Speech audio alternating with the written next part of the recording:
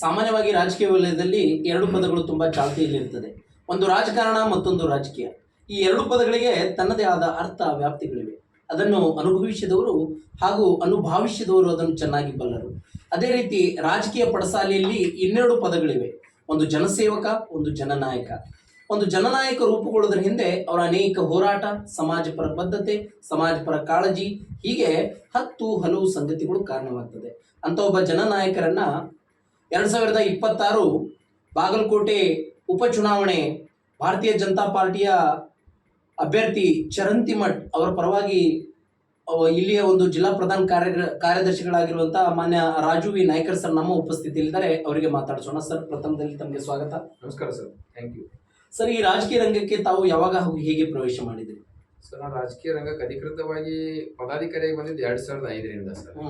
ಅದಕ್ಕಿಂತ ಮುಂಚೆ ನಾನು ಯಾವಾಗಿಂದ ನಾನು ವೋಟ್ ಬಂದಿದ್ದು, ಯಾವಾಗಿಂದ ನಾವು ಬಿಜೆಪಿ ಕಾರ್ಯಕರ್ತನೇ. ಬಿಜೆಪಿ ಒಳಗೆ ಕೆಲಸ ಮಾಡ್ತಿದ್ದಿಲ್ಲ.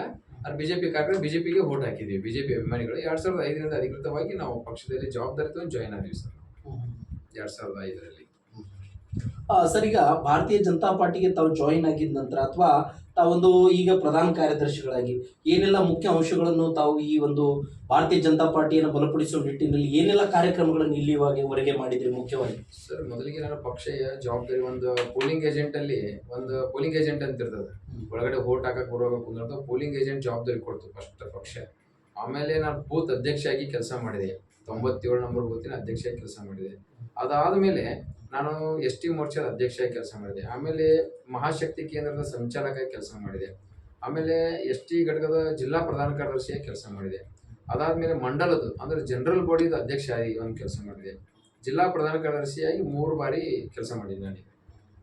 ಒಂದಿನ ಒಂದು ಜವಾಬ್ದಾರಿ ಅಂದರೆ ಹೇಳ್ತೀವಲ್ಲ, ನಾವು ಒಂದು ಡಿಗ್ರಿ ಪಾಸ್ ಆಗ್ಬೇಕಾದ್ರೆ ಏನೇನು ಬೇಕು ಅದೆಲ್ಲ ಮುಗಿದಿದ್ದಾವೆ. ಡಿಗ್ರಿ ಪಾಸ್ ಆಗೋದು, ಎಲ್ಲ ಎಕ್ಸಾಮ್ ಬರ್ದು ಪಾಸ್ ಆಗೋದು ಅಂದ್ರೆ ಆ ಮಟ್ಟಕ್ಕೆ ನರ್ಸರಿಲಿಂದ ಬಂದೀವಿ ಅನ್ಕೊಂಡಾಗ ನಮ್ಮ ಭಾಷೆದಾಗ ಬೇಸಿಕ್ ಹಂತದಿಂದ ನಾವು ಬಂದೀವಿ. ಮತ್ತು ನಮ್ಗೆ ಗೊತ್ತದ ಯಾವ ವಾರ್ಡು, ಯಾವ ಏರಿಯಾದಾಗ ವೋಟ್ ಎಷ್ಟು ಬರ್ತಾವೋ, ಯಾವ ವಾರ್ಡ್ನಾಗ ಯಾವ ಕಮ್ಯುನಿಟಿ ಯಾವ ಪಕ್ಷದ ಜೊತೆ ಐತಿ, ಮತ್ತು ಯಾವ ಯೂತ್ಸು ಯಾವ ಪಕ್ಷದ ಜೊತೆ, ಇದೆಲ್ಲ ನಾವು ನಾಡಿ ಗೊತ್ತು ಮಾಡ್ಕೊಳ್ಳೋಷ್ಟಂತೂ ಶಕ್ತಿ ಬಂದದ. ಸರ್, ಈಗ ತಮ್ಮ ಪಕ್ಷದ ಒಂದು ಅಭ್ಯರ್ಥಿ ಆದಂತ ವೀರಣ್ಣ ಚರಂತಿಮಠ್ ಅವರಿಗೆ ಈ ಒಂದು ಅವರ ವಿಶೇಷತೆಗಳು ಹೇಳೋದಾದ್ರೆ ಏನು ಅಂತ ತಾವು ಹೇಳ್ಬೋದು? ಸರ್, ಅವ್ರು ವೀರಣ್ಣ ಚರಂತಿಮಠ್ ಅವರು ನೇರವಾಗಿ ಇರುವಂತ ಮನುಷ್ಯ. ಏನಿದ್ರು ಮಕ್ಕದ ಮುಂದೆನೆ ಹೇಳುವಂತ ಮನುಷ್ಯ. ಮಂದಿಗತ್ಲೆ ರಂಭೇಶ್ ಏನ್ ಮಾತಾಡ್ಬೇಕು, ಏನೋ ಮುಂದೊಂದು ಹಿಂದೊಂದು ಮಾತಾಡೋ ಮನುಷ್ಯ ಅಲ್ಲ. ಓಪನ್ ಹಾರ್ಟ್ ಮನುಷ್ಯ ಅವರು.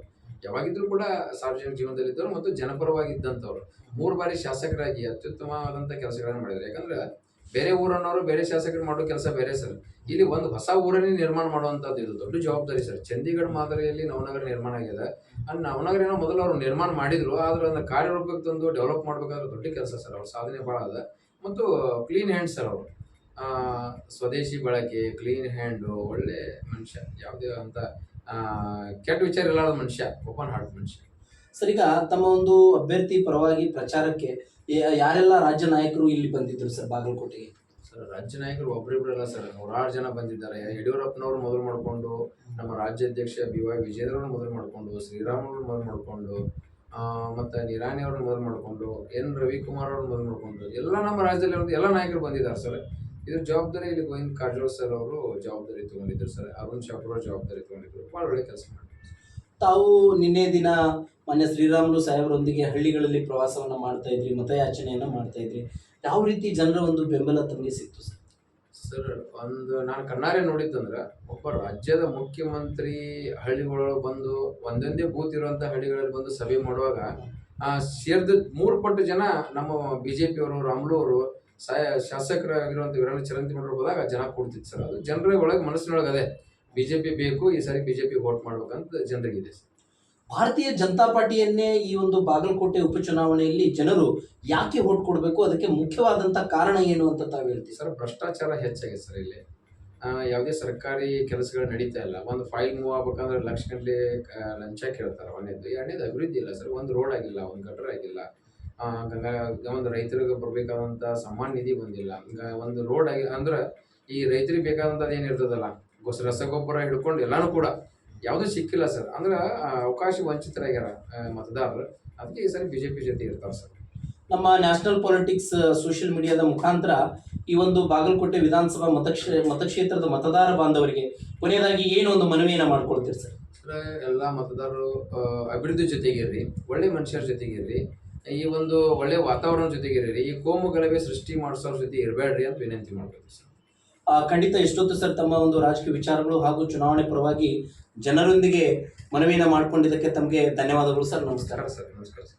ತಾವು ನೋಡಿದ್ರಲ್ಲ ವೀಕ್ಷಕರೇ, ಮಾನ್ಯ doctor Raju V Naikar sir ಇವರ ಮಾತುಗಳನ್ನ, ಮತದಾನ ತಮ್ಮೆಲ್ಲರ ಹಕ್ಕು, ತಪ್ಪದೇ ಮತದಾನ ಮಾಡಿ ಅಂತ ಹೇಳ್ತಾ ಈ ಒಂದು ಸಂಚಿಕೆಯನ್ನು ಇಲ್ಲಿಗೆ ಮುಗಿಸ್ತೀವಿ. ಜೈ ಹಿಂದ್, ಜೈ ಕರ್ನಾಟಕ.